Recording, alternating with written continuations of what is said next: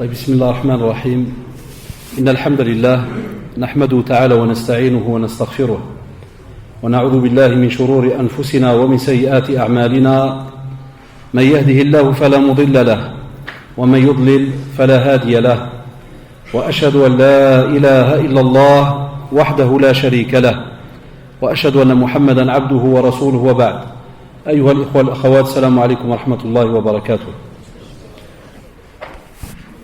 Comme vous l'avez remarqué donc dans l'annonce qui a été faite, que ce soit sur Facebook et autres, on a donc choisi avec certains frères donc un tas de petits sujets qui se suivent comme ça durant le mois de Ramadan, spécialement durant les 10 premiers jours.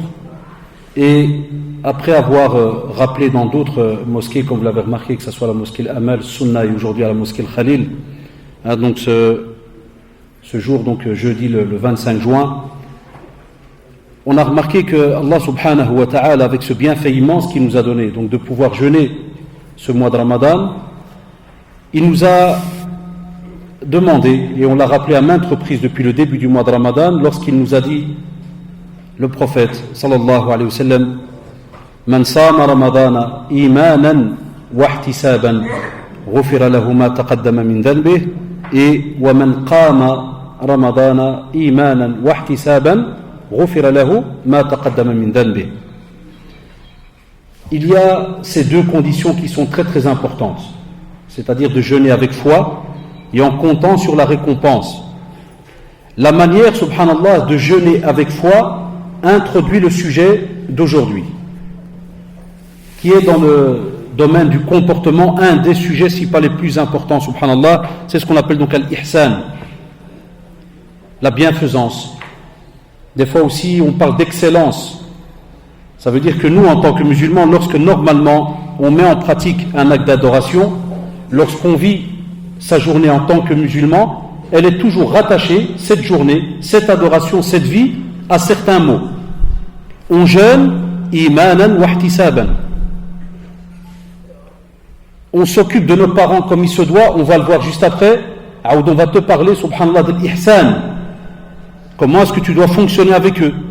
Donc on va tout le temps te demander un comportement par rapport à l'acte d'adoration que tu fais. Ce qui veut dire, ya shabab, il n'y a pas et il n'existe pas ce qu'on appelle des actes d'adoration qui sont faits par routine. C'est-à-dire, j'adore parce que je dois adorer. Je me suis levé le matin, et alors je vais prier. Je suis sur terre, j'ai pas le choix, je dois quand même prier, je vais prier. Ce genre de fonctionnement, wallahi, t'annule tout le bénéfice que tu es censé gagner dans ces actes d'adoration. Tu n'as pas le choix. Si tu ne mets pas devant un acte d'adoration un comportement bien défini, tu vas voir comme on va donner différents exemples par rapport à l'ihsan durant notre vie. Vous allez voir, l'acte d'adoration, son bénéfice diminue. Et subhanallah, shabab, quand un bénéfice diminue dans un acte d'adoration, tu ne le ressens plus comme tu es censé le ressentir. Et quand on ne ressent plus un acte d'adoration comme il se doit, Satan, la'anahullah, même si on n'est pas dans Ramadan, et on l'a rappelé des dizaines de fois, il essaye quand même si les shayatines, comme vous le savez, sont enchaînés, ils essayent quand même, ils testent. Et vous allez voir, lorsque vous allez diminuer dans le ressenti, dans tout ce que vous faites comme acte d'adoration, vous allez tomber dans une certaine routine, et puis c'est là que Satan, la'anahullah, va venir et va commencer petit à petit à t'écarter de cet acte d'adoration. Ce qui sous-entend, que les choses se font étape par étape. La preuve, combien de jeunes, par exemple, il y en a peut-être parmi nous, qui avant ne pratiquaient pas, et puis à cause de certaines petites raisons par-ci par-là, sont entrés dans la pratique à 200 à l'heure. À ce moment-là, est-ce qu'il aime l'acte d'adoration qu'il est en train de faire ou pas? C'est là la question qui se pose. Il y en a, wallahi, ils entrent à du 200 à l'heure parce qu'ils ont une peur, pas un amour de l'acte d'adoration, mais parce qu'il y a une peur. Tu dis, si jamais je devais mourir, et si je devais rencontrer Allah subhanahu wa ta'ala, et l'enfer, et ceci et cela, tandis que d'autres, ils aiment l'acte d'adoration, plus ils rajoutent justement le fait qu'ils voudraient rencontrer Allah subhanahu wa ta'ala avec cet acte d'adoration. Wallah, les deux situations sont différentes. C'est pour cela que le premier cas va se retrouver à faire des actes alors qu'il ne les aime pas en quelque sorte. Il ne les a pas compris. Il ne les goûte pas. Il a juste une peur. Il y a un khawf qui est là. Raja, le fait d'espérer, de dire, Ya Allah, regarde l'acte que je suis en train de faire, je voudrais en gagner ceci ou cela. En général, chez certains, c'est perdu, c'est oublié. Et qu'est-ce qui se passe? Wallahi, toute chose que tu fais par routine, sans qu'il y ait vraiment un but derrière, en général, qu'est-ce qui se passe? Tu vas diminuer d'intensité. Et de nouveau, rebelote, Allah, il vient chez toi et te dit, écoute, à quoi ça sert? Tu vas du 200 à l'heure. Hier, tu as fait ceci et cela. Hier, tu as déjà lu un peu. Avant-hier, tu as fait ceci. Si aujourd'hui, tu te reposes un peu, repose-toi un peu aujourd'hui. Et la preuve, il y en a des millions qui ne prient même pas. Il y a des millions qui ne lisent pas le Coran. Et il y a des millions ceci et cela. Et qu'est-ce qu'il va faire? Il va te pousser jusqu'à ce que tu reportes pour demain. Mais demain, t'inquiète, Wallah, il sera là à la première heure. Et il va te répéter le même sujet que la fois passée. Et c'est pour cela, Allah d'alikum, lorsque l'on est face à un acte d'adoration, on ne peut pas et on ne peut plus, on doit voir ce changement au fur et à mesure en nous. On ne peut plus adorer Allah subhanahu wa ta'ala juste par routine, ou bien entre guillemets juste par peur ou crainte, point barre. Là. C'est pour cela qu'Allah subhanahu wa ta'ala, on le voit, et les savants subhanallah ont déterminé cela, plus ou moins ont même classifié le domaine de l'ihsan par différents chapitres. Un des chapitres, ils ont dit al-ihsan fi ibadatillah subhanahu wa ta'ala. Ça veut dire que lorsque tu adores Allah subhanahu wa ta'ala, il y a shabab 3 conditions très très importantes. Et vous allez voir pourquoi est-ce que des fois notre adoration, entre guillemets, ne donne rien. Mais des fois, toi, tu ne le remarques pas. Toi, la seule chose que tu remarques, c'est quand tu subis quelque chose d'externe. Tu subis, par exemple, un événement, une épreuve, et puis des fois, tu me dis, mais comment ça se fait? Moi, je prie, et je suis quand même éprouvé. Il y en a plein qui nous envoient des mails, ils mettent ça. Je prie, et j'ai que des problèmes. La preuve, je viens de rater les examens, j'ai demandé job étudiant, ils m'ont dit non. Je suis rentré à la maison, 2 tartes. Je voulais monter les escaliers, j'ai glissé, j'ai il te fait tout ça en 10 minutes. Qu'est-ce qui se passe? Moi, alors là, ça commence. Je suis un hypocrite. Allah, même pas. Au contraire. Si tu étais parmi les bienfaisants, parmi les muhsinin, Allah subhanahu wa ta'ala, wallah, il t'aime. Inna Allah yuhibbu zid al-muhsinin. On va parler quand je vous disais, on n'est pas au commissariat, parlez. Inna Allah yuhibbu zid al-muhsinin, ya shabab. Donc c'est pas une histoire comme nous disent des fois nos jeunes, qu'avec la poisse, j'ai pas de chance, j'ai pas de zhar, j'ai pas de ceci. Wallah, mais ça fonctionne avec cette manière-là. Ça fonctionne comment est-ce que tu es bienfaisant vis-à-vis d'Allah subhanahu wa ta'ala. S'il y a l'ihsan, s'il y a cette excellence dans l'acte d'adoration que tu vas faire, au fur et à mesure tu vas le goûter, et là subhanallah, tu es alors en contact avec Allah subhanahu wa ta'ala. Tu ressens ce que tu es en train de faire. Au moment où tu dis, comme tout à l'heure on vient de prier la prière de l'Asr, au moment où tu dis Allahu Akbar, certains de nos savants ils disent que c'est trop tard de ressentir quelque chose au moment où tu dis Allahu Akbar. On te dit normalement tu ressens quand tu as déjà eu l'intention à la maison de te lever pour aller prier l'Asr. Quand tu ressens déjà la présence d'Allah subhanahu wa ta'ala. Parce que tu vas, comme le disait Salaf Salih d'Allah alayhim, il te disait je vais pour les ablutions. Écoutez bien subhanallah. Je vais faire les ablutions. Et on en parle même chez les petits-enfants du prophète sallallahu alayhi wa sallam, Hassan al-Hussein radiyallahu anhuma jami'an, il te dit, il va faire les ablutions. Il a peur. Et ils lui ont dit, pourquoi tu as peur? Subhanallah, pourquoi tu as peur? Tu fais les ablutions. Il leur a dit, parce que je me prépare à aller rencontrer celui qui m'a créé. Subhanallah, tu fais l'excellence. Ça veut dire que la personne est déjà dans l'adoration avant même d'arriver à cette adoration qu'il a en tête en premier, qui est la prière de l'Asr par exemple. Il est déjà dans la crainte d'Allah subhanahu wa ta'ala au moment où il se lève pour les ablutions. Pourquoi? Qui peut me dire vite fait pourquoi? J'ai dit ablution, prière. J'ai parlé de la prière, qu'est-ce qui reste? Les ablutions. Qu'est-ce qui se passe là les frères? Vous avez l'air... qu'est-ce qui se passe aujourd'hui? Vas-y, qu'est-ce qui se passe? Il fait trop chaud hier. C'est Hamza, c'est vrai, il fait très chaud. C'est Hamza ou là derrière Hamza qui a parlé? T'as rien à voir, hein, c'est lui, il t'a balancé direct. Ya Shabab, il reste les ablutions. Première question, quand on se lève pour faire les ablutions, est-ce que la plupart d'entre nous on se connaît? Est-ce qu'on sent déjà qu'on est dans une ibada? Saraha. Est-ce qu'on se sent déjà dans un acte d'adoration pendant qu'on fait le wudu? Non, il y en a qui commencent qui continuent même à parler, à appeler un tel. Il y en a tcharab, il jette plus de l'eau, il ne fait pas les ablutions, il se jette de l'eau sur lui. Et après il s'étonne que subhanallah, quand il va arriver pour dire Allahu Akbar, il ressent toujours rien. Eh bien parce que les actes d'adoration, premièrement, ils se suivent, c'est l'un derrière l'autre, Et deuxièmement, ya shabab, le comportement est rattaché à ces actes d'adoration. Si ton comportement est mauvais, si tu as des petits comportements qui ne sont pas sains, par exemple tu es quelqu'un qui fait de la médisance, tu es quelqu'un qui ment, quelqu'un qui insulte, des mauvais comportements. Wallahi, même si tu fais les ablutions soi-disant comme il se doit, même avec un livre de jurisprudence devant toi, et tu n'es pas arrivé au summum de l'acte d'adoration. Même si tu viens prier une prière, masha'Allah, avec tous les arcanes qu'il y a, les wajibat, les sunan, tout ce que tu veux, de A à Z, et tu n'arriveras pas à la prière qui est demandée dans le domaine de l'ihsan vis-à-vis d'Allah subhanahu wa ta'ala. Imaginez. C'est pour ça qu'on est obligé de voir tous les dossiers qu'il y a autour.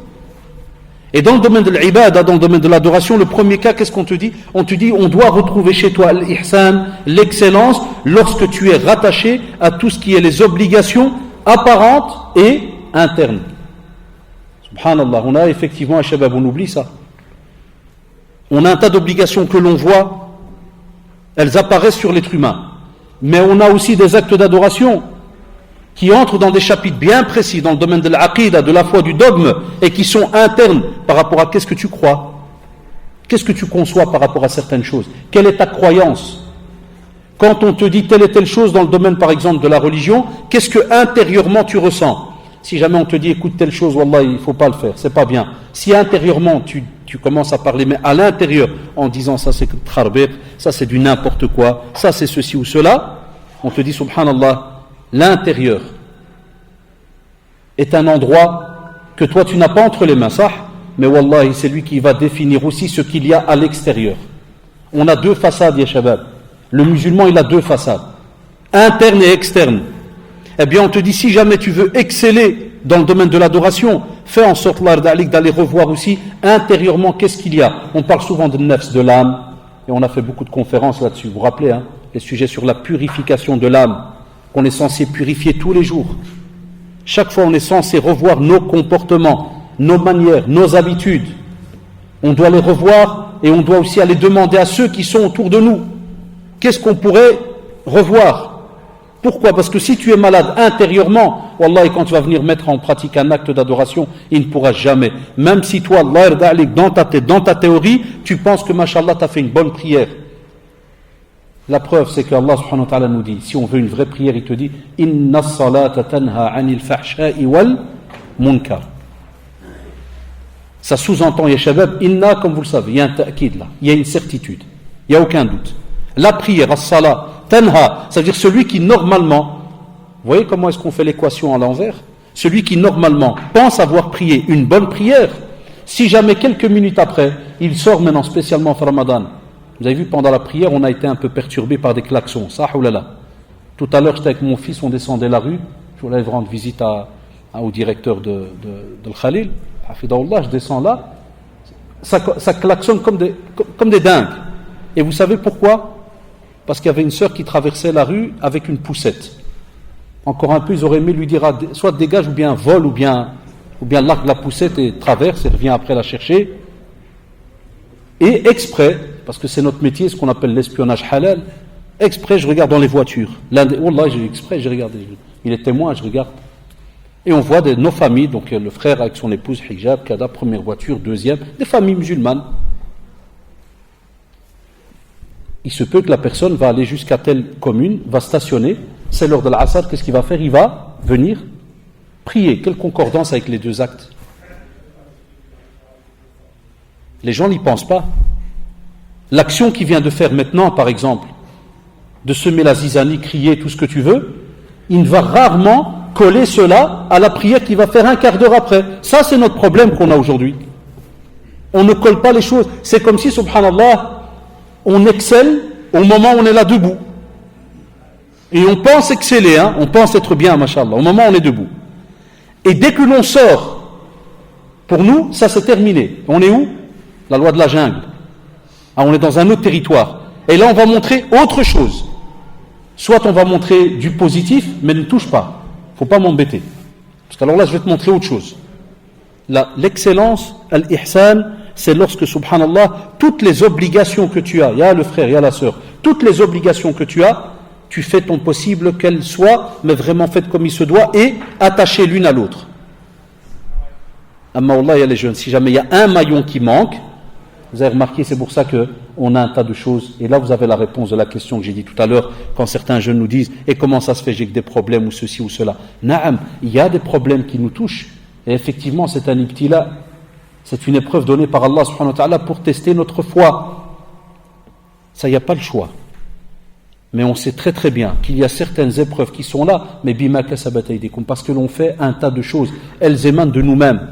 Je rappelle comme d'habitude, j'ai oublié côté sœurs, s'il y a une sœur qui s'est envoyée après une petite fille pour apporter les questions des sœurs, et si les garçons soyez pas gênés, on a un tas de petits papiers. Ceux qui ont une question, je vous avais promis l'autre jour à la mosquée Sunna, je vous ai dit on le ferait aujourd'hui. Ceux qui ont une question, qui veulent l'écrire, ils viennent, ils prennent à leur aise. Donc les petits papiers sont là. Je ne sais pas s'il y a des petits bics, des bics à paillettes, je ne pense pas. 2-3 bics comme ça vite fait. Donc s'il y a un certain d'entre vous, ne faut pas être gêné, vous venez, vous prenez la feuille, vous notez. Donc vous comprenez alors pourquoi on a posé la question tout à l'heure. Donc ça sous-entend, s'il vous plaît, première leçon à tirer déjà, pour commencer, revoyez très très bien vos actes d'adoration, mais s'il vous plaît, par exemple, il y a une institut d'été maintenant à la mosquée El Khalil, on va donner cours durant tout le mois de juillet et août. Un tas de professeurs vont passer. Normalement, c'est pendant les vacances. Il n'y a plus d'école, il n'y a rien pour la plupart des jeunes qui sont étudiants. Et il y a même des cours qui se donnent, par exemple, à la fin de la journée. On devrait trouver la plupart de nos jeunes inscrits dans ces instituts à gauche, à droite. Pourquoi ? Pour revoir la jurisprudence. Ça veut dire quoi ? Ça veut dire quand tu viens pour prier, que tu revois de A à Z, est-ce que vraiment cette prière tu l'as fait comme il se doit ?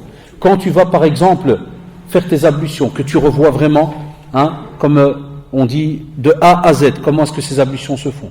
Tu vas aller prier, par exemple, les tarawih, la même chose, tu te renseignes comment ça se passe. Il y a les bics ici, un shabab, si quelqu'un a besoin. Tu te renseignes dans tous les domaines.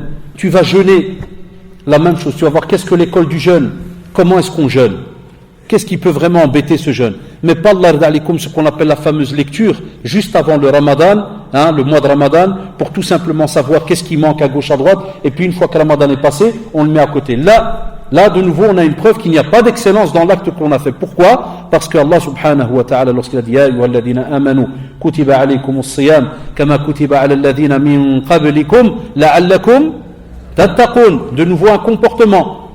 Crainte d'Allah subhanahu wa ta'ala, à un niveau très très élevé. Alors comment tu peux exceller si tu n'as pas compris le sens du jeûne ? Si tu n'as gagné de ce jeûne que la faim et la soif, tu es juste crevé toute la journée.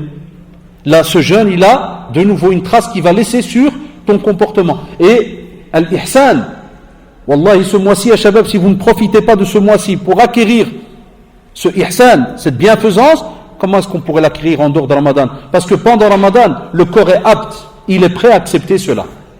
Pendant Ramadan, comme vous l'avez remarqué, le corps, il se retient, il fait son possible. Il essaye de faire un tas d'actes d'adoration qu'on ne fait pas en dehors de Ramadan. La preuve, est-ce que en dehors de Ramadan, un jeudi, Al-Asr, c'est plein comme ça ? Qu'est-ce que vous allez me dire ? Que tous les jeunes, ils sont à l'école jusqu'à 19h ? Non, ils sortent tous la plupart du temps, 16h30, 17h30 même. Est-ce que tous les élèves sortent à 17h30 ? Là, on est enseignant, on sait ce que c'est. Mais où sont-ils ? Ça, c'est une preuve d'excellence, les shabab, quand on dit qu'Allah subhanahu wa ta'ala, il aime al-muhsinin. C'est que normalement tu es censé continuer ce que tu es en train de faire. Là maintenant tu es en train d'exceller, masha'Allah. De quelle manière ? Tu viens spécialement en étant à jeun, tu as du temps et tu viens à la mosquée. Mais on a oublié un point. Tu viens parce que tu sais que c'est obligatoire et tu aimes venir. Donc pas tout simplement obligatoire point barre, mais tu aimes venir. Parce que pour entrer dans l'excellence, dans cette belle famille, tu dois aimer l'acte d'adoration que tu es en train de faire. Et la preuve, ya shabab, et désolé de le dire, il faut accepter, qu'on n'aime pas vraiment ce qu'on est en train de faire, c'est qu'après Ramadan, est-ce qu'on va revenir ? Ceux qui sont venus à la mosquée Al-Amal vendredi, le lendemain du premier jour de Ramadan, vous vous rappelez la remarque, il y avait 2 étages pleins côté garçon. Chez les filles, la même chose. La première remarque que j'ai faite, c'était laquelle que j'ai faite ? Vous vous rappelez, j'ai dit, vous étiez où ? Marhaba bikoum, où est-ce que vous étiez cachés ? Tous ces jeunes, vous étiez où ? Sah ou là. Et même maintenant, vous étiez où ? Certains. Donc, toujours, subhanallah, l'ihsan. Quand tu adores Allah subhanahu wa ta'ala, tu ne le fais pas spécialement parce que Ramadan. Parce que celui qui a créé Ramadan, Allah subhanahu wa ta'ala, a créé les autres jours. Alors, es-tu, subhanallah, un muhsin ? spécialement pendant Ramadan, alors ça serait une musiba alors. Ah, c'est grave, wallahi. Non. On espère que maintenant, pendant Ramadan, tu remplis justement les batteries, tu réfléchis de nouveau, tu nettoies le cœur et l'âme et tu te demandes, est-ce que je vais arriver à tenir de cette manière-là, même après Ramadan? Celui qui arrive à tenir après et qui prend une ligne droite jusqu'à la fin de sa vie, wallahi, c'est celui qui aura compris et celui qui aura réussi. Amma celui qui vient tout simplement et il s'attache à l'ihsan, spécialement durant Ramadan et après Ramadan, les wajibat là, comme on l'a dit dans le premier cas, les obligations vis-à-vis d'Allah subhanahu wa ta'ala, il les délaisse, tu vas me dire qu'il est dans la famille de ceux qu'Allah subhanahu wa ta'ala a cités dans le verset, lorsqu'il a dit Ya ayyuhalladhina amanu au début du verset et à la fin, la'allakum tattaqun, il est censé être parmi les muttaqin. Normalement, on est censé à la fin de Ramadan, wallah ya shabab, d'être d'office dans deux familles. Celle des croyants, bienfaisants. Ah, subhanallah, tu sors de Ramadan avec un grade en plus. Parce qu'Allah subhanahu wa ta'ala, quand il t'a interpellé en étant croyant. Et le croyant, c'est quelqu'un qui a déjà un niveau assez élevé. Donc, Allah alikum, c'est la première chose à laquelle on doit donc réfléchir. Deuxièmement aussi, al-ihsan fi tark al-muharramat. Al-zahira wal-batina. Ah, subhanallah, de nouveau, c'est quoi? On est censé exceller et on doit retrouver chez nous l'excellence, la bienfaisance dans quel domaine? Dans le fait, subhanallah, de délaisser tout ce qui est illicite. Par rapport aux actes extérieurs et ce qui est illicite même, intérieur. Tu vois la clémence, le rahma d'Allah subhanahu wa ta'ala.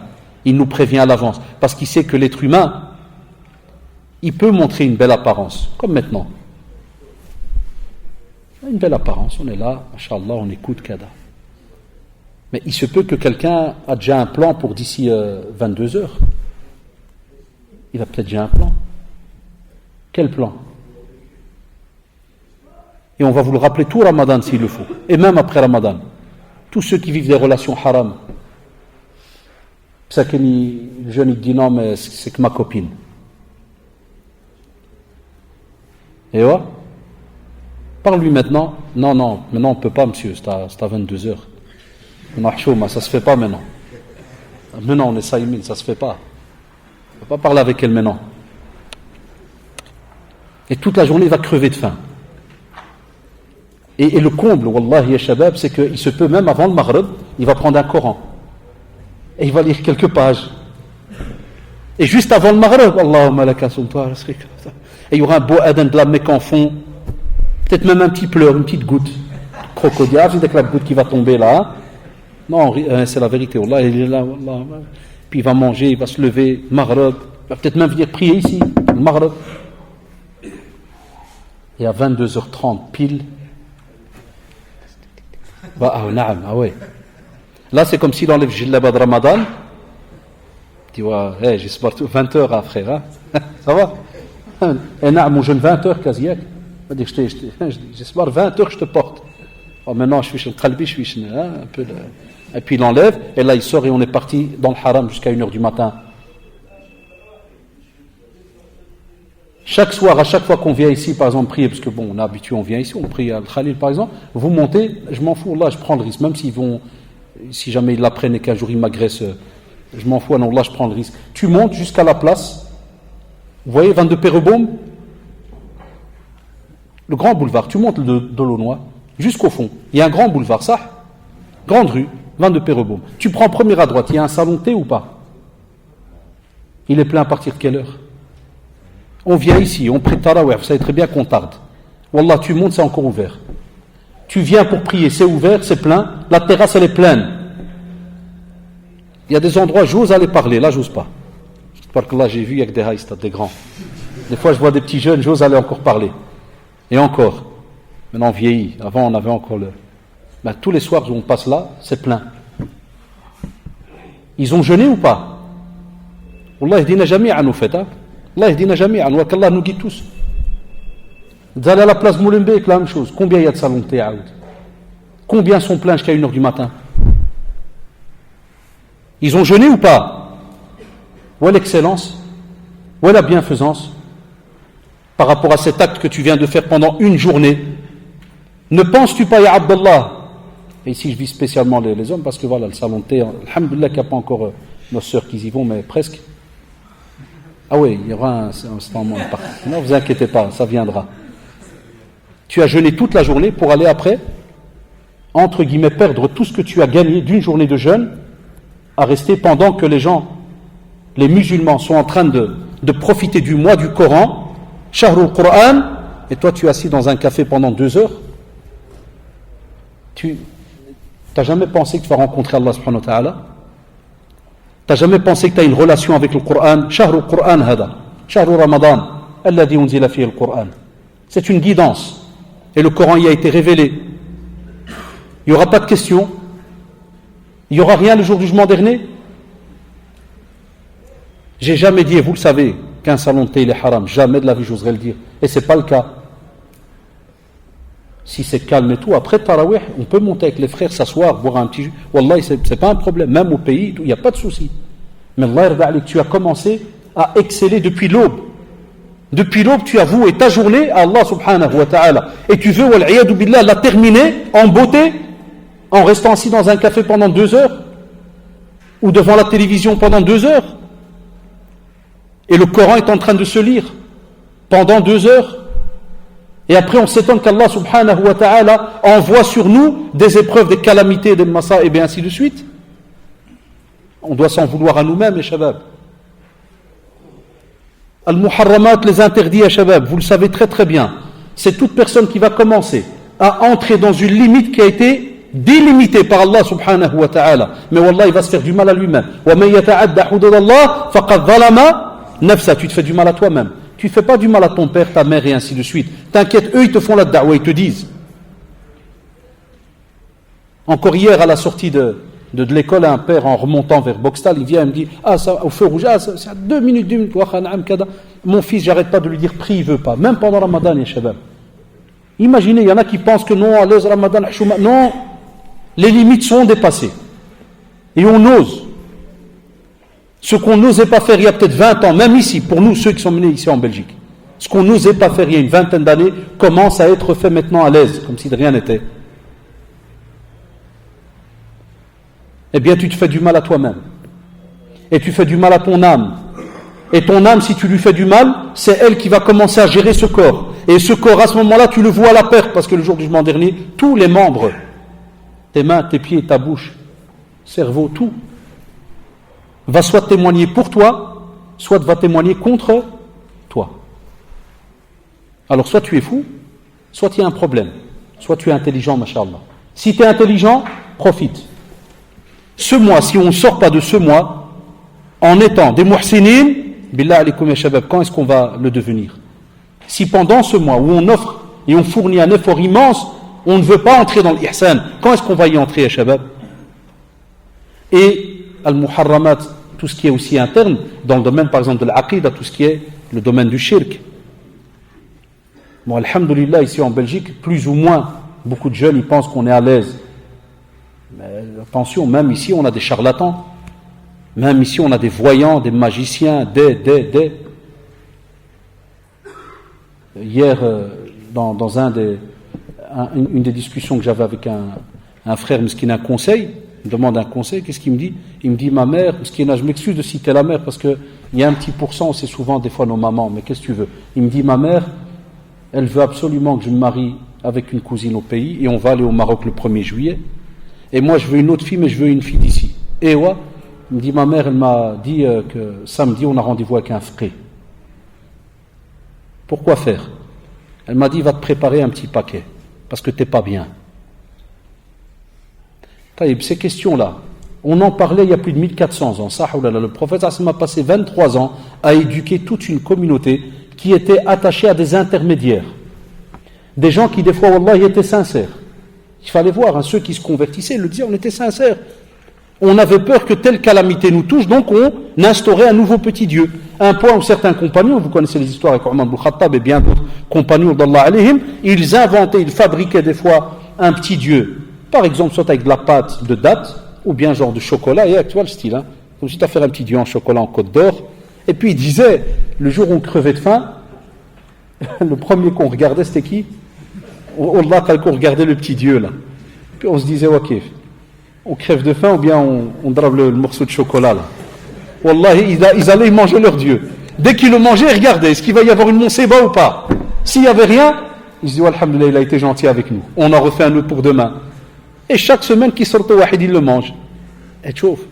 Un autre, il est dans le désert, il dépose son petit Dieu un peu plus loin, parce qu'il va le protéger, ça avec des lions, cada et tout. Et puis il voit un petit renard qui vient de loin, il s'amène, il approche du petit Dieu là, et puis subhanallah, il l'urine dessus. Et le gars, il se dit, ce Dieu, il va exploser le renard. Dans quelques instants, le renard, il va disparaître. Et il le regarde, et puis subhanallah, le renard, il le regarde d'un air comme pour dire ce qui se passe, et il part. Et il le suit de loin, rien. Tu vois jusqu'où ils étaient arrivés. Et Allah subhanahu wa ta'ala, il leur a donné une des plus grandes ni'mas, et il nous a donné une des plus grandes ni'mas que cette terre a pu porter, c'est qui? Muhammad sallallahu alayhi wa sallam. Et il leur a ouvert les yeux. Et ils sont revenus vers l'adoration d'un Dieu unique. Il y a plus de 1400 ans, ya shabab. Et aujourd'hui, on est revenu et on est encore rattaché aux charlatans, ceci, cela. Et j'aime, comme vous le savez, je le rappelle tout le temps, quasi presque à chaque conférence où on parle de Aqidah, j'aime nos jeunes quand je les attrape dans le métro en train de lire l'horoscope à l'asbah. J'aime le raconter. Je dis, des élèves à moi, ils sont aussi. On en parle souvent en classe. Wallahi. Type, tout fier, il fait purée, aujourd'hui l'argent, frère, c'est écrit argent, bélier, la taureau, un bélier. Aujourd'hui à l'argent. Et demain, il lui fait non, demain apparemment il n'y a rien la semaine prochaine, c'est fini. Il y en a encore qui y croient aujourd'hui en 2015. Donc regardez combien de chapitres annulent al-ihsan. Et c'est pour ça qu'Allah subhanahu wa ta'ala a même fait en sorte que une chose n'est pas pardonnée si tu meurs avec cette chose en toi. C'est ash-shirk, le fait d'associer. Tu meurs dans cet état-là, Allah subhanahu wa ta'ala ne pardonne pas. Parce qu'Allah subhanahu wa ta'ala, inna Allah yaghfiru dhunuba jami'an, lakin la yaghfiru an yushraka bihi, subhanahu wa ta'ala. Et il pardonne tous les péchés. Mais que tu meurs en étant quelqu'un qui a fait l'association, wal'aïdu billah, qui a mis un intermédiaire entre lui et Allah subhanahu wa ta'ala, c'est fini. Pourquoi? Pour montrer que le croyant, si vraiment il excelle dans tout ce qui est sa relation avec Allah subhanahu wa ta'ala, wallah, il ne laisse aucun intermédiaire entre lui et Allah subhanahu wa ta'ala. Et faites attention, Allah alikum aussi, à certaines pensées, parce que les savants, ils ont parlé, mashallah, sur la pensée, comme vous le savez, quand on a une pensée qui passe par la tête, il y a deux styles.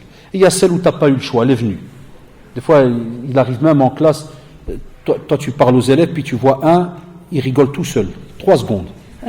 Puis, bon, ils rigolent parce qu'ils savent soit c'est un hbel, ou sinon ils ne seraient pas dans cette école-là, normalement ils seraient dans une autre école, mais ou sinon, tu vas lui dire, qu'est-ce qui se passe?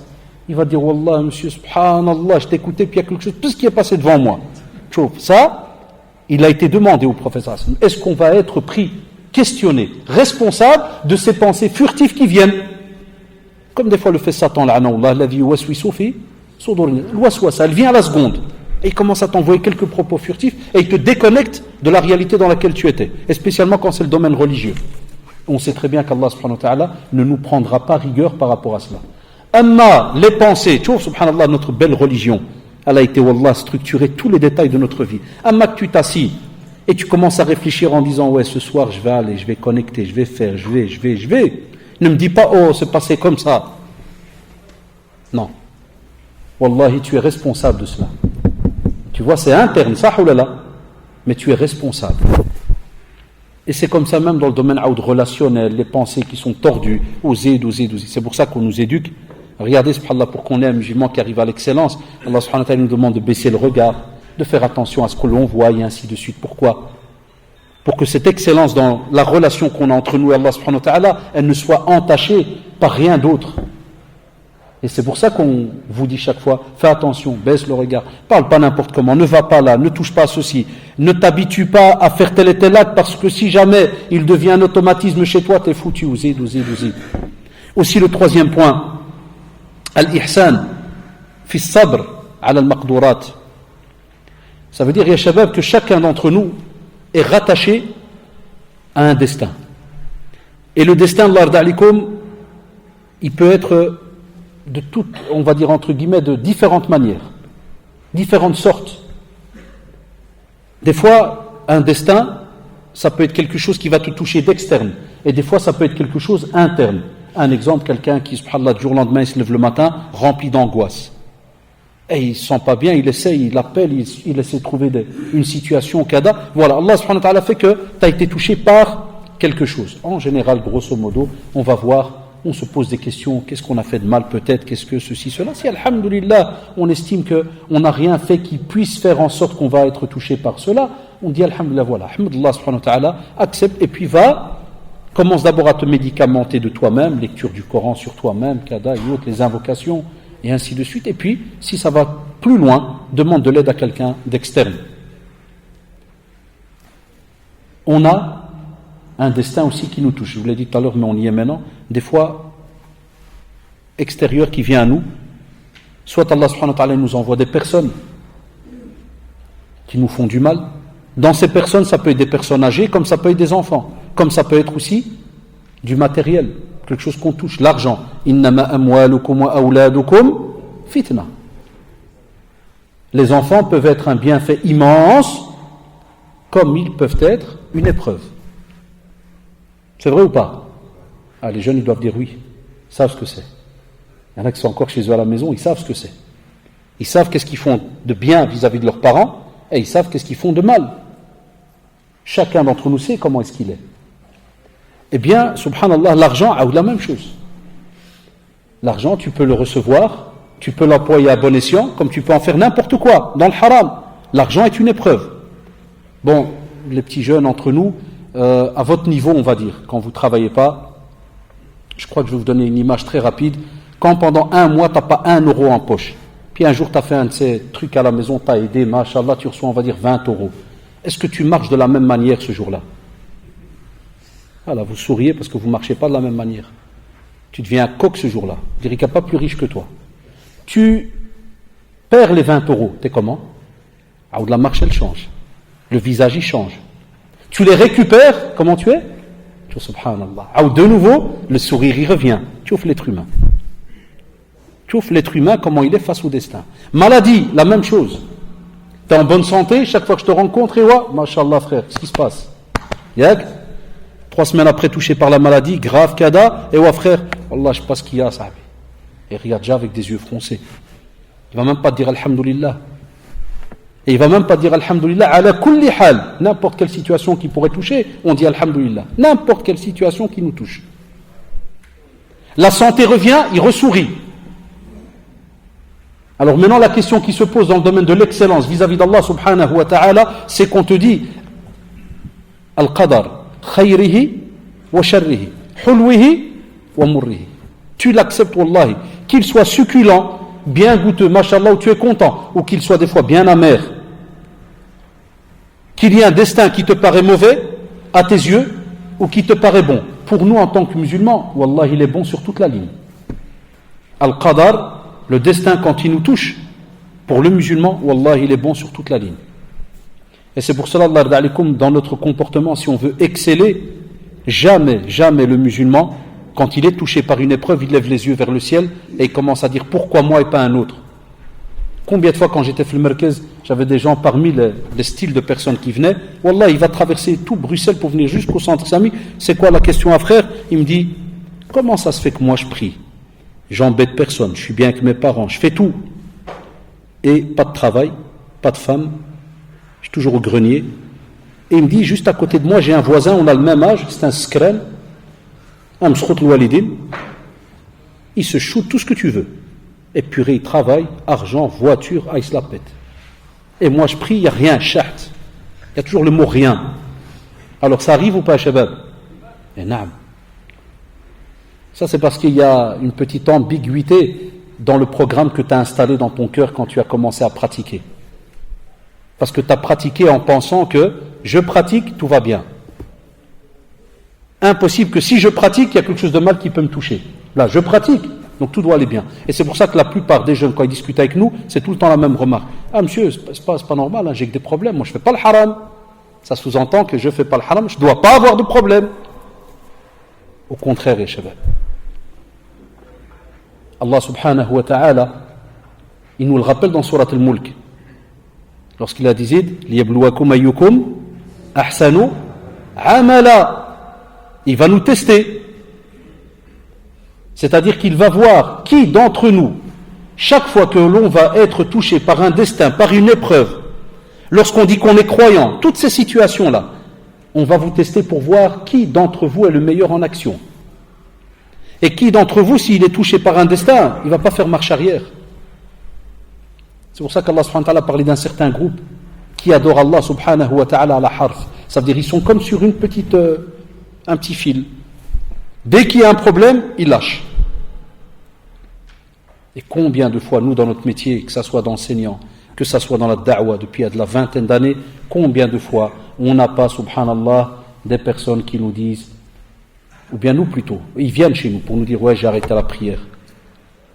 Vous savez, moi, des fois, je suis un peu dur, mais pas dur le méchant, c'est un dur gentil, c'est spécial comme marque, ça existe, c'est un dur gentil, vous allez voir pourquoi. Il me dit, j'ai arrêté la prière. Je dis, machallah, c'est bien. Alors, des fois, il me regarde derrière. Il dit, comment ça? Je dis, ouais. Je dis, pourquoi tu l'as arrêté au fait? Il dit, non, j'ai que des problèmes. Allah, il m'aime pas. Je dis, bah, t'as bien fait. Il faut tout arrêter.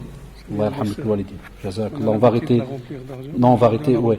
Ouais, d'habitude, c'est vrai, on devrait la remplir d'argent et shabab. Ah, mais il y a des papiers, c'est bien. C'est comme ça.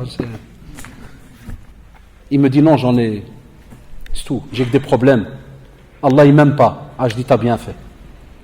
Ah, je dis, mais tu reconnais qu'il y a encore Allah? Il me dit, ouais. Je dis, non, ça aussi, il faut arrêter. Wallah, une fois, un film Merkez Meskin, je l'oublierai jamais, je l'ai cité une vingtaine de fois, il m'a même dit, c'est vous le professeur Hadda? Je dis, ouais. Et vous m'avez dit, je dois tout arrêter. Je dis, ouais. Je dis, la preuve, ça marche, hein. Maintenant que tu as tout arrêté, tu vas bien. Tu es heureux maintenant, non? Tu pries plus, il n'y a plus d'ablution, il n'y a plus de contact avec Allah, subhanahu wa ta'ala. Tu vas mieux. Je dis, non, c'est pas ça, subhanallah. Quand on a commencé à décortiquer ensemble, le résultat, c'est quoi? C'est que, subhanallah, une épreuve est venue ébranler tout ce qu'il a bâti pendant des années. Faites attention à Shabab. Une épreuve, wallahi al-adim, elle peut être très très dure. Ruddul bal, faites attention. Des fois, vous ne pourrez même pas imaginer d'où l'épreuve peut venir. Et subhanallah, quand on vous dit Allah radalikum, ça on en a parlé la semaine passée, ceux qui suivent chaque semaine, parce que pour ça il y a un suivi, hein. Si tu as un cœur qui est attaché au Coran tous les jours, si tu as un corps qui est attaché au nawafil, les surérogatoires tous les jours, si tu as des yeux qui sont attachés à la lecture du Coran, lecture d'ouvrages religieux qui rappellent un petit peu, subhanallah, tout ce qui peut être dans le domaine, mashallah, que ce soit comportement, spirituel et ainsi de suite. Wallah, quand une épreuve elle arrive, et c'est testé, ya shabab, quand une épreuve arrive, directement tu vois des chapitres devant toi. Wallah, tu vois même des fois des versets devant toi. C'est comme si Allah subhanahu wa ta'ala t'envoie des messages, tu vois des versets devant toi qui te font comprendre, crains Allah. Même nous qui vous parlons, on reste des êtres humains, bashar. Et des fois, Allah, je vous donne un simple exemple, il m'arrive que, par exemple, vous connaissez d'abord les voitures, c'est connu, ceux qui ont des voitures, ils savent ce que c'est. Tu peux rouler un mois, il n'y a aucun problème. Et il y a des jours, tu te lèves, tu vas démarrer, premier problème, commence à faire un bruit bizarre. Tu vas faire marche arrière, Allah, tu te dis ce jour-là, Allahu Akbar. Marche arrière, un bruit bizarre. Premier virage, un bruit bizarre. Tu dis la totale. Et subhanallah, wallah, il a dit la ilaha illahu. Pendant que tu roules, des fois tu vois comme un verset apparaître devant tes yeux. Inna ma'al usri yusra. Et wallah, tu souris tout seul. La preuve, si quelqu'un te croise, il va dire t'es un fou. Tu souris tout seul. Pourquoi tu dis wallah, là c'est vrai. Regarde l'être humain, pour un petit frein, une petite pièce, une petite. Il y a que ça, oh là là. Tu le vois, il lâche tout. Ce jour-là, il rigole même plus. Il faut même plus lui parler. Comme certains aujourd'hui qui jeûnent, vous savez très bien, il ne faut pas leur parler, qu'il est à jeûne, ils jeûnent. Ça c'est l'excellence dans le hamakiyat. Ah oui, ça c'est le top. Plus haut c'est le soleil, vous le savez. Hein? Puis c'est ça. Ah non. Pour un rien on lâche. Alors on te dit, si tu veux être un bienfaisant et être parmi ceux qu'Allah aime, c'est-à-dire parmi ceux qu'Allah aime, il y a les bienfaisants, on te dit alors Allah fais en sorte que tout ce qui touche le domaine du destin ne soit pas de ceux qui vont, subhanallah, pour un oui, pour un non, lâcher complètement leur pratique religieuse. Et hatta même, subhanallah, ce qui est encore beau dans notre religion, c'est que normalement, nous, en tant que musulmans, au plus on est touché par des épreuves, au plus Allah nous aime. Subhanallah. Wallah al-adim ya shabab, c'est beau.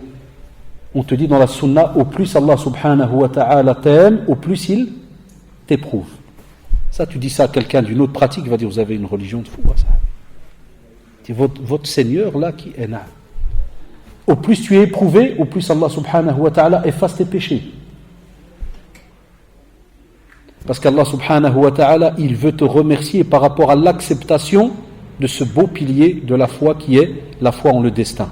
Parce qu'il émane d'Allah subhanahu wa ta'ala. Et pour te remercier, quand il t'a testé et que tu as accepté, qu'est-ce qu'il fait? Il t'aime, et deuxièmement, il efface tes péchés. Billahi alaykum ya shabab, est-ce qu'Allah subhanahu wa ta'ala a besoin de nous?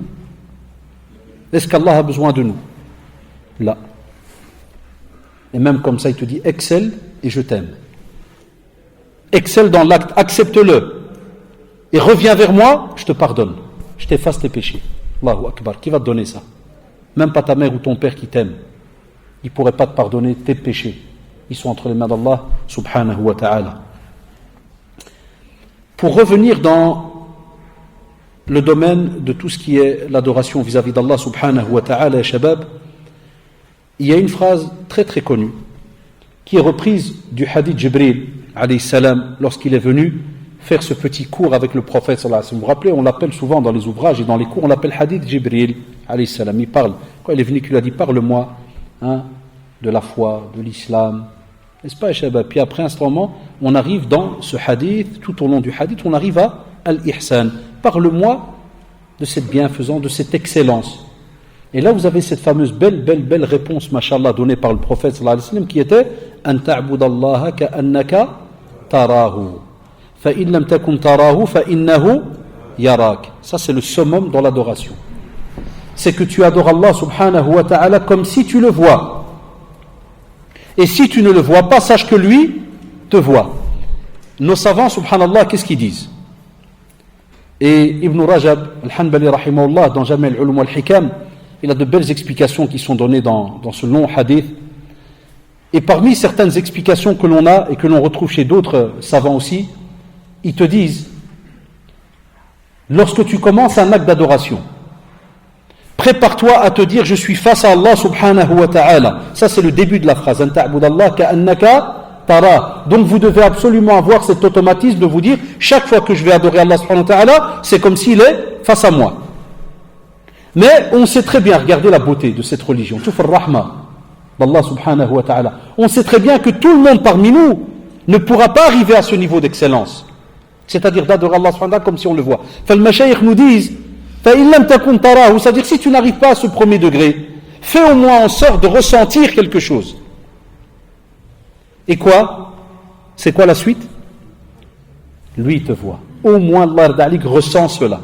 Parce que vous avez remarqué que certains ne pourront pas faire les deux choses. C'est-à-dire ils ne pourront pas adorer comme s'ils voyaient Allah subhanahu wa ta'ala. On a bien dit comme si. Et ils ne pourront pas aussi passer à la deuxième partie et ressentir que lui nous voit, subhanahu wa ta'ala. Alors on te dit, Allah irda'alik, si tu n'arrives pas à faire la première partie, alors au moins sois de ceux de la deuxième partie. Lakin al-musiba, vous savez c'est quoi? C'est quand tu es ni de la première partie, ni de la deuxième. C'est que tu arrives, Allah akbar, alhamdulillah. Non mais c'est vrai ou pas? Il y en a, subhanallah, il dit Allah Akbar, Adi, il a la peste, il se gratte de partout. Il ne sait même plus où il est. Lui, alors, impossible qu'il soit ni de la première partie, ni de la deuxième. Ni il voit, ni il remarque, ni il entend, ni. Il n'y a rien. Il ne peut pas. Donc vous avez remarqué, c'est pas facile. On ne peut pas rester dans cette adoration de routine. Allahu Akbar, alhamdulillah, on répète. Et petite parenthèse, je sais que vous n'allez pas l'aimer, mais c'est comme ça, je la répète depuis des années, un peu d'arabe, pour que tu comprennes ce que tu racontes, parce que pour que tu ressentes que tu parles à Allah subhanahu wa ta'ala, il faut au moins savoir que tu parles. Parce que si tu parles, je te dis, qu'est-ce que tu viens de dire? Tu me dis, je sais pas, c'est que tu es un fou. Tu veux que je dise quoi? C'est que tu es un fou, tu es hmaq. Tu viens, tu parles pendant 10 minutes. Et vous savez, Ramadan, combien de fous il y a? Des fois, dans une mosquée, tu peux avoir jusqu'à 2000 personnes qui prient. Qui peut savoir combien est le pourcentage de ceux qui, si tu leur dis l'imam, il a prié avec quoi aujourd'hui, et qui vont te dire, je ne sais pas, frère. Même Skin, il est là debout pendant 3 heures. C'est comme s'il se dit, purée, aujourd'hui, ça a l'air long. Hein? Ah, je sens que ce n'est pas comme hier. Wallah, tellement c'est long, il va commencer à parler même avec lui-même. Il qassar avec lui-même. Parce qu'il ne sait pas ce qu'il se raconte. Il est là, il attend. Puis dès qu'il dit Allahu Akbar, Adi, Alhamdulillah ya Rabbi. Allah Adi voit Allah subhanahu wa ta'ala. Parce qu'il est sauvé. Parce qu'il y a une diminution de la douleur. Alors est-ce que tu vois Allah subhanahu wa ta'ala, tu ressens parce que tu as eu mal pendant 1 heure, ou bien parce que tu as compris ce que l'imam raconte lorsqu'il fait un dars, ce que l'imam lit lorsqu'il fait tarawih, et ainsi de suite, ya shabab. Donc on vous dit, Allah alaikum, il faut absolument revoir tous ces petits sujets-là pour faire en sorte que quand tu veux exceller dans un acte d'adoration, et c'est là que le changement vient, ou sinon notre état il ne change pas, il restera le même et il peut rester le même pendant des années. Aussi, un autre chapitre où le mot ihsan a été employé et qui est immense pour nous les musulmans, la preuve il a été cité dans le Coran, collé à l'adoration d'Allah subhanahu wa ta'ala. وَقَضَى رَبُّكَ أَلَّا تَعْبُدُوا إِلَّا إِيَّاهُ وَبِالْوَالِدَيْنِ إِحْسَانًا. Subhanallah. Encore un sujet qu'on est habitué à entendre tout le temps. Il y en a plein, dès que tu mets conférence, respect des parents, il te fait « Ah, c'est connu, frère. » Je m'excuse. Hier, j'étais en ville pour le Base Shop, là, magasin de Base. Subhanallah, sma'. Donc j'ai le type, il est à l'accueil. Il y a même un des jeunes, je l'ai capté, il est ici, il était là ce jour-là. Oh, et là, barahoua. Une bonne mémoire. On espionne là, c'est halal, mais désolé frère, je t'ai vu. Il y a que c'est vrai, il y a que tu étais là. Je t'ai même salué au fait. Et subhanallah, j'arrive, un Belge.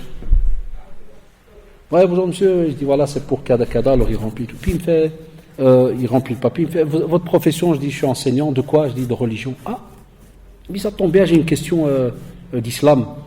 Voilà, c'est sorti comme ça. Je lui dis, vous êtes musulman? Il m'a dit, non, mais j'aime bien, ça m'intéresse. J'ai regardé comme ça, il m'a dit, pourquoi je peux pas? Je dis, non, je suis choqué d'autre chose. Je dis, nous, ils sont musulmans, ils posent pas de questions. Si vous n'avez rien à voir, posez une question. J'ai posé, elle pose. Et Mskin, il commence, il parle, et chaque fois, Allah, désolé les jeunes, chaque fois il me dit, mais Ismaïl, il me fait, vous êtes sûr? Je dis, oui. Ben, moi j'ai mon copain Abdel, il dit, c'est pas vrai. Et moi j'ai lu sur internet, c'est pour ça que je voulais vous demander, j'ai lu sur internet qu'on ne peut pas. Et lui il me dit non. Tu vois, là c'est... On parle de nom. Comment on est arrivé à cette histoire? Qui peut me dire? Et ouais, ceux qui sont réveillés. Yallah, comment on est arrivé à parler de ça? Pourquoi on parle de ça? On parle d'ihsan avec les parents. Lorsqu'Allah subhanahu wa ta'ala et shabab, je vous ai donc donné l'exemple, et qu'est-ce que je vous ai dit? C'est qu'on peut avoir même des non-musulmans qui connaissent la religion. C'est pour ça que j'ai donné cet exemple. Sah ou là. On a des non-musulmans qui sont même licenciés, wallah, master en sciences religieuses. Et le gars, il fait des débats avec toi sur l'islam. Et wallah, il connaît même des passages du Coran, tout ce que tu veux. Nous, dans des fois des rencontres qu'on a avec certains universitaires, non-musulmans, Nasara, et ils étudient à l'ULB et autres, islamologie et tout, le gars, c'est un salami, pas musulman, rien du tout, et je t'assure, il te sort des versets en arabe. Oui, et le verset qui dit, des fois tu veux, voilà. Non-musulmans. On a absolument besoin de la compréhension de nos textes. Quand Allah subhanahu wa ta'ala dit وَقَضَى رَبُّكَ أَلَّا تَعْبُدُوا إِلَّا إِيَّاهُ, وَقَضَى, c'est une règle qui va être instaurée et jamais ta vie elle va changer. Quand tu entends waqada, ça veut dire la loi a été votée, fini. Ici sur terre, on peut encore repasser au Parlement et faire quelques petits jeux avec la loi, les articles, et on rajoute un alinéa et puis c'est passé. Là, une loi d'Allah subhanahu wa ta'ala, lorsqu'elle est mise dans le Coran, elle ne change pas.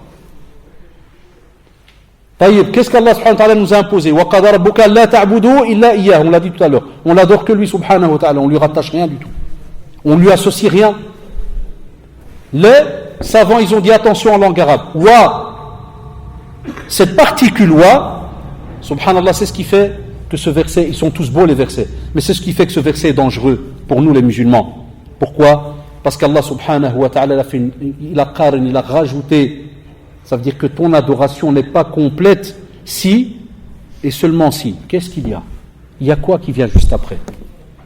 وَبِالْوَالِدَيْنِ إِحْسَانًا. Ça veut dire que tu dois exceller vis-à-vis de tes parents. Et shabab, que tu aies des parents qui soient ma'assab, mghanen, non musulman. Moi, il me sort toutes les maladies que tu veux. Tu es obligé de courber la tête.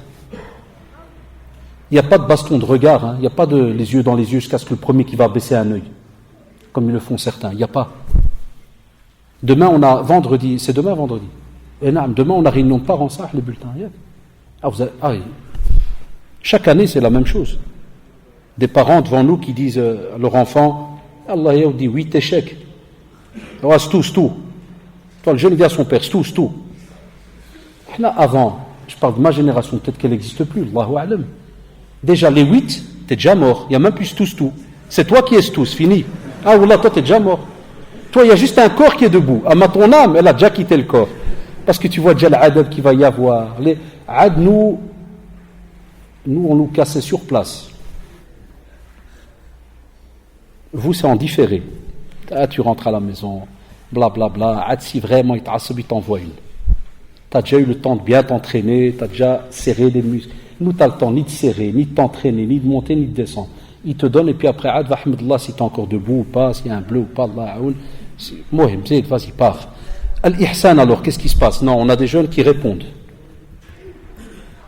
On a des jeunes qui reportent les demandes des parents.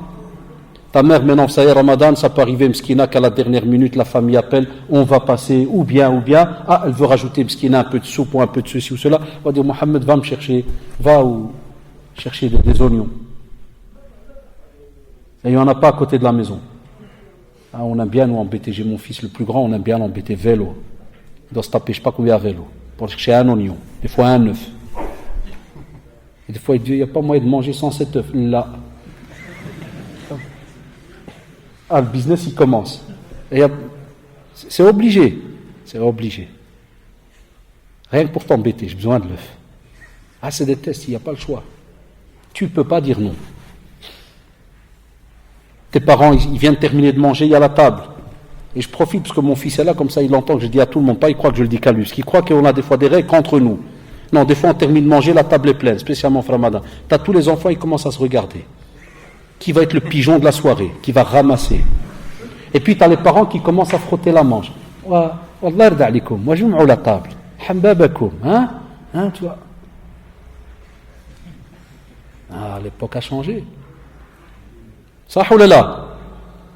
Il y en a qui mangent le soir, ils se guerrent bien, et c'est sa mère qui ramasse tout. Wallahi, c'est sa mère qui ramasse tout. Ou bien on a mieux. On a ceux qui ont une loi qui dit que quand on est à table, il y a des garçons et des filles, c'est les filles qui jma'ent. Pourquoi, frère? C'est génétique. C'est normal. C'est pas un homme qui jma'a. Un homme, oui, il jma'a l'argent, il jma'a pas la table. Non, c'est pas une fonction d'homme. Non. C'est ça l'excellence? Il y en a d'autres, le père, il lui dit, va chercher du pain. Il lui fait, oh Allah, tu dis, mashallah, le musulman. C'est un de ces musulmans de dingue. Le père, il monte, lui, il va chez son autre frère. Tiens, 2 €, tu vas chez le pain, s'il te plaît. Vas-y, cours, ça, cours. Al-Ihsan. Wallah, t'aurais dit qu'on n'a plus besoin, nous, de tout cela, les shabab. On a besoin. Ton père, même s'il se trompe, même s'il te dit je ne sais quoi, wallah, il t'aura jamais en islam une excuse qui va être donnée par qui que ce soit au monde et qui va te dire clash ton père. Fais un rentre dedans. Je te défie, va chercher où tu veux. Wallahi, ma tu le trouves. Abadan. Ou ta mère ou qui que ce soit, il y a shabab qui va entre guillemets, et on va même plus loin chez nous en islam, même dans les degrés. Ton oncle et ta tante, c'est comme ta mère et ton père. Ton grand-père, ta grand-mère, c'est comme ta mère et ton père. On va voir ceux qui vont aller maintenant au Maroc, Inch'Allah, ou en Algérie, ou en Afrique, ici, n'importe quel pays, et qui vont aller bien habillés, top, et qui vont devoir subir ce qu'on appelle la première visite chez les grands-parents, très grabataires, très vieux, qui bavent même, qui sentent un peu mauvais parce qu'ils ont un pampers, qui sont très très vieux. Et toi, tu vas devoir rentrer et tu dois saluer, parce que ton père, lui, il a 56 ans, il est encore en bonne forme. Ça sent l'Armani, tout ce que tu veux, tu n'as jamais senti autre chose, à part quand toi tu rentres à la toilette en privé. En dehors de ça, tu sens que des belles odeurs, il n'y a aucun problème. Tu vas devoir faire quoi, frère? Ça, c'est un étage qu'on a oublié.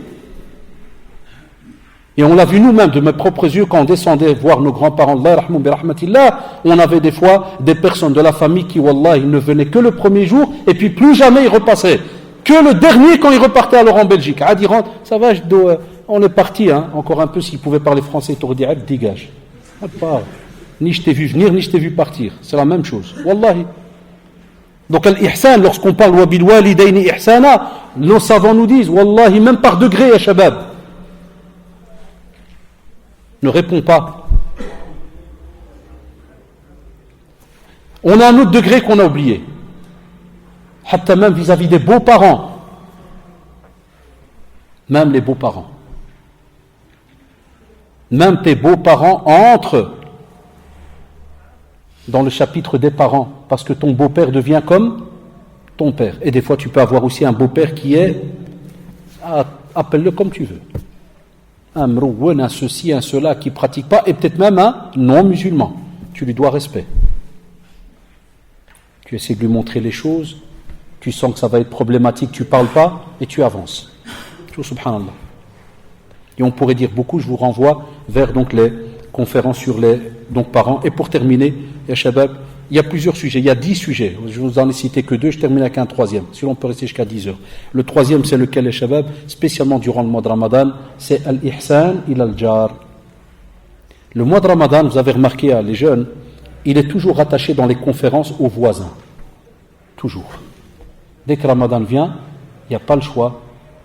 On a un programme qui est différent. C'est comme ça. Parce qu'effectivement, on fonctionne avec le coucher du soleil. Ça, oulala. Et maintenant, pendant plusieurs années, vous avez remarqué, il est venu fin août, puis moitié août, début août, fin juillet, ainsi de suite, et il est encore maintenant, comme vous l'avez remarqué, dans une période qui est assez longue. L'année prochaine, la même chose. Pendant des années. La même chose. Ce sujet, je crois que vous l'avez entendu une centaine de fois, mais il entre dans, vous allez même dans les ouvrages en arabe, donc l'ouvrage que j'ai ici en arabe et autres, la même chose, il parle du jar, le témoin, c'est-à-dire le voisin afwan. Et il te dit, wallahi, si tu veux exceller dans ton adoration, Zayd Allah subhanahu wa ta'ala, il te dit aussi, tu dois exceller vis-à-vis de certaines personnes qui sont autour de toi. Parmi elles, j'ai choisi spécialement Ramadan, le voisin. Le voisin n'est pas censé être dérangé par ton adoration pendant Ramadan, parce qu'en vérité, l'adoration, elle ne dérange pas. Moi, ma phrase, je l'ai commencée d'une manière tordue, parce qu'en vérité, c'est ce qu'on fait aujourd'hui. Avec notre adoration, on dérange. Ça, oulala. Mais en vérité, l'adoration, est-ce qu'elle dérange? Un vrai croyant, quand il excelle dans son adoration, wallahi ma, il dérange et on ne le voit même pas. On ne le voit pas. Moi, au quartier, j'ai des petits jeunes, Allah, je les aime en Allah. Hein. Des fois, ils viennent en dessous de la fenêtre et ils commencent à qassar.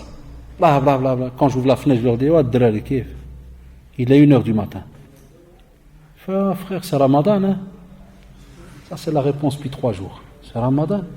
Comme pour dire quoi, t'es pas au courant? J'ai conférence, t'es pas au courant. C'est Ramadan, on qassar. C'est pas le mois où on dort. On te dit non. Tu veux exceller, ne casse pas tout ce que tu as bâti durant la journée. On a des jeunes, c'est des spécialistes de taqsira, mais je ne sais pas comment ils font. Il tient pas tarawih, 1 quart d'heure, hein, mais debout, près d'un poteau, il peut tenir 3 heures. Ah, c'est génétique, hein, Wallah, c'est des robots, c'est Allahu Akbar. C'est des fabrications spéciales. Il n'y a pas moyen. Il n'y a pas moyen qu'il s'assied derrière sur la chaise pendant 2 heures de tarawih, mais il peut rester dans un salon de thé 3 heures assis sur une chaise. Allahu Akbar. Comment ils font, je ne sais pas. Ah, c'est un entraînement, vous rigolez, hein? C'est un entraînement. C'est pas donné à tout le monde. Alhamdoulilah que c'est pas donné à tout le monde. Ah, Wallah. Non, te dis non, s'il te plaît. Pourquoi? Entre chez toi, repose-toi. Tu sais pourquoi? Mais je sais que c'est toujours des discours très drôles quand on en parle. Hein. Entre chez toi, et si tu as encore la force de pouvoir rajouter une petite lecture du Coran, Allah yarhamlak al-walidin, fais-le. Fais-le s'il te plaît. Reste pas dehors. Fais-le. Il y a moyen, par exemple, que tu puisses te reposer pour mieux te réveiller, pour adorer Allah subhanahu wa ta'ala encore mieux, et commencer par le sahur, le repas, juste avant l'eau. Vous vous rappelez, on en a parlé la fois passée. Je suis obligé de rappeler des petits rappels, parce qu'il y a des fois des nouveaux qui viennent aux conférences et autres. Tasaharu fa inna fi sahuri baraka. Il y a le baraka, il y a un bienfait immense dans le repas du sahur. Donc imaginez. Va dormir pour que tu puisses gagner. Il y a des jeunes, ils restent muqassar jusqu'à 1h du matin, puis après ils me disent en classe, oh monsieur, c'est bien, nous on reste réveillés jusqu'à 2h, après il faut manger vers 2h30, 3h. Oh, après, c'est bien monsieur, il faut dormir. Hein. Et ouais, et suhour. Oh, mes yeux ils m'ont pris. Toi, genoux ils t'ont pris, pas tes yeux. Toute la nuit tu restes discuté dehors, après tu me dis mes yeux ils m'ont pris. Et tu rates le sahour, tu rates la prière de subh à l'heure, tu rates un tas de bienfaits. Et tu veux exceller dans ton jeûne. Pas logique. Sahour Allah les jeûnes. Et pour terminer, mais ça je vais juste les lire, on a aussi al-ihsan vis-à-vis de celui qui te fait du mal. Pas facile. Wal-kadhimin al-ghayd wal-afina 'anil nas. Al-kadhimin al-ghayd, ceux qui retiennent leur colère. C'est difficile. Et il y a aussi, subhanallah, al-ihsan fil kalam. Et il y a comme ça chaque fois des textes et des preuves dans la manière comment tu vas parler. Ça, les jeunes, ils doivent un peu revoir leur manière, hein, certains, pas tous, alhamdoulilah. C'est quoi, moi je ne connais pas de système nouveau, là, yarhamukallah. Moi je vois à la cour des fois, Drari il s'appelle que, afou. Ce qui est bien, tout le monde se retourne. Ouais, c'est une secte générale, c'est. Oui frère, c'est la secte des fous. Bon, là, il faut les voir, ceux qui sont à l'école, ils savent de quoi je parle. Il y a beaucoup de jeunes, fou. Je dis jamais. Fou. Et wallah, je vois même des petites filles maintenant, de première, secondaire. Fou. Je lui dis, il manquait plus que toi. Même toi, fou. Et chez une fille, ça fait drôle. Déjà, chez un garçon, c'est maouj. Mais tu vois, parce qu'il a une petite fille là, fou. Je dis, Allah, sors de la secte, reste où tu étais. Ceux-là, ils sont déjà déglingués. Attends, c'est pas, pour une fille, ça passe même pas. Encore un garçon, et encore, fou. Et puis, je vous passe les autres. Manière de parler. Ramadan et Shabab, c'est une école. Et si on n'a pas pris les leçons durant ce mois de Ramadan, on ne les prendra jamais. Saraha, Allah, faites attention. Si pendant ce mois de Ramadan, on ne change pas certaines habitudes, comment on va arriver à ce sujet qu'on appelle l'excellence, al-ihsan. Et ta vie, elle est basée là-dessus, afwan, elle est basée là-dessus. Puisque le prophète, sallallahu alayhi wa sallam, a fait ses questions-réponses avec Jibril alayhi salam. Il a fait ses questions-réponses. Et il arrivait justement à l'ihsan. S'il l'a cité dans ce chapitre qui est immense, et dans ce hadith qui est immense, c'est que, subhanallah, ce mot, il a un poids immense durant notre vie. Et on ne peut pas le laisser passer comme si de rien n'était, et on doit absolument le rajouter dans notre comportement, le rajouter dans nos manières, le rajouter dans nos connaissances, et le rajouter dans les efforts qu'on fournit journalièrement. Si on ne le fait pas, vous allez voir, on restera de nouveau, Shabab, dans la routine, et comme d'habitude, à la fin du mois de Ramadan, on va reprendre notre système comme il l'était en vérité pendant l'année. Qu'est-ce qu'on aura à l'organiser de ce jeûne? Rien de spécial. D'accord? On va un petit peu voir entre nous, un petit peu donc les questions, Inch'Allah.